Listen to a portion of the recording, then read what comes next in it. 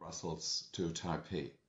Thank you very much for inviting me to your seminar symposium today, where I would like to speak a little bit about how Europe wants to get out of the COVID crisis, to recover and to grow again, and in the medium term to get to resilience.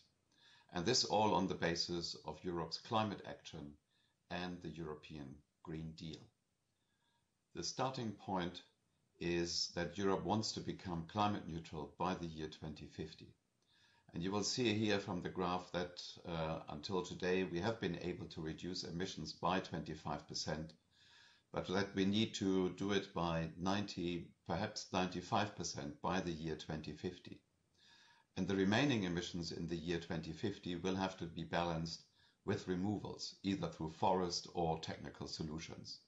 This is what the Paris Agreement means when it talks about balancing emissions with removals by mid-century for carbon dioxide. In the European case, it is all greenhouse gases.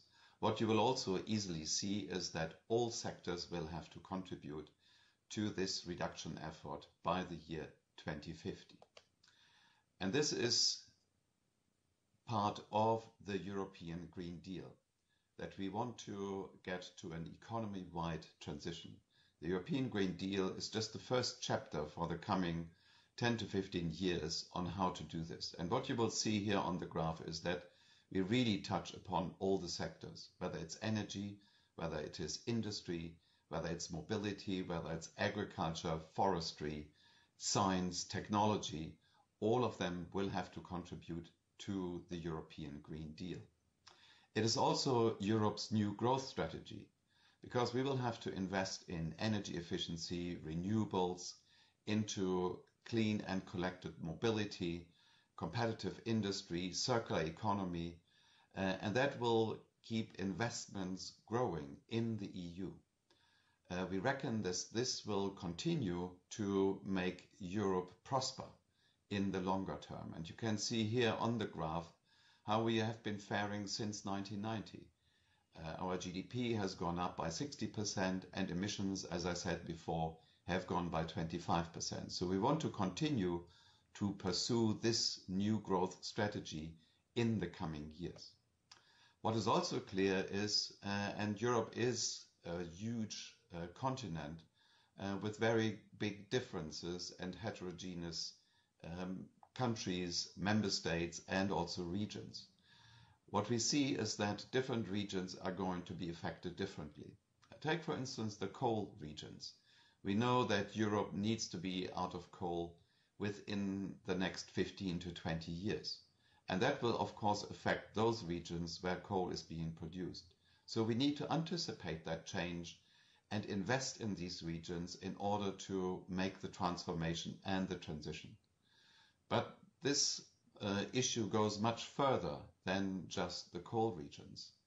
It will affect all energy-intensive industries, also the automotive industry. And you see here on the right-hand side the map how many regions are going to be affected by this transformation. It will be important to take this into account in our regional policies, in our policies when it comes to education, training, and skills development in these regions, to make sure that nobody in the end is going to be left behind. On this basis, we want to get out of the COVID crisis, because this is the roadmap in the coming weeks and the coming months and the coming 2 years to get Europe out of the current recession. We see first signs of recovery, but we need to still help industry in Europe in many ways. And that is where the recovery and the resilience facility in the order of 750 billion euro is going to assist member states. And in particular, those member states that are deeply affected by the corona pandemic. And I think you will have seen Italy, Spain, France, but also some countries in Central and Eastern Europe, where we will have to do much more in the coming years.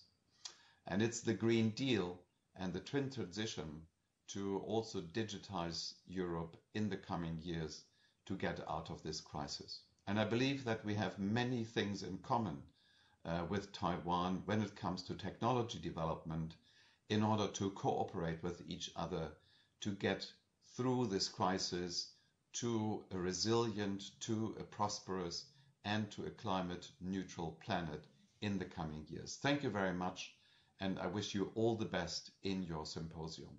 Thanks a lot.